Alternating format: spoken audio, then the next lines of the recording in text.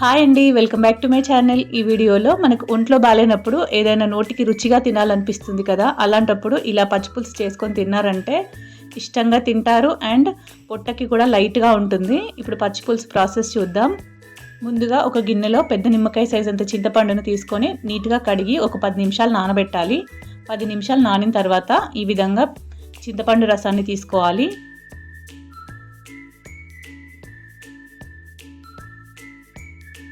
ఇలా చింతపండును 2-3 సార్లు నీళ్లు పోసి ఈ విధంగా చింతపండు రసాన్ని తీసుకోవాలి.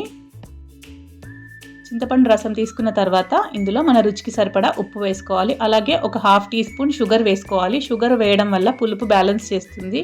ఇప్పుడు ఇందులోనే చిన్నగా కట్ చేసి పెట్టిన ఉల్లిపాయ ముక్కలు వేసుకోవాలి. ఉల్లిపాయ ముక్కలు వేయడం వల్ల టేస్ట్ చాలా బాగుంటుంది. ఇప్పుడు ఇందులోనే సన్నగా తరిగిన కొత్తిమీర కూడా వేసుకోవాలి. ఇప్పుడు ఈ పచ్చిపులుసును పోపు పెట్టుకుందాం. ఇప్పుడు స్టవ్ పైన ప్యాన్ పెట్టి ప్యాన్ హీట్ అయ్యాక అందులో ఆయిల్ వేసుకోవాలి. ఆయిల్ వేడయ్యాక ఆవాలు జీలకర్ర వేసుకోవాలి. ఆవాలు జీలకర్ర చిటపటలాడాక పచ్చిమిర్చి వేసుకోవాలి. మన కారానికి సరిపడా పచ్చిమిర్చి వేసుకోవాలి. ఇక్కడ నేను 4 పచ్చిమిర్చి తీసుకున్నాను. అలాగే ఒక 3 ఎండుమిర్చిని ఈ విధంగా తుంచి వేసుకోవాలి. ఇందులోనే కరివేపాకు వేసుకోవాలి. అలాగే 5-6 వెల్లుల్లి రెబ్బల్ని కచ్చాపచ్చా దంచి వేసుకోవాలి. వెల్లుల్లి వేయడం వల్ల ఫ్లేవర్ చాలా బాగుంటుంది. ఇప్పుడు ఇవన్నీ చక్కగా ఫ్రై అయ్యాక ఒక టీ స్పూన్ పసుపు వేసుకోవాలి. పసుపు కూడా కొద్దిగా ఆయిల్లో ఫ్రై అయ్యాక ఇవన్నీ చక్కగా కలిపి స్టవ్ ఆఫ్ చేసుకోవాలి.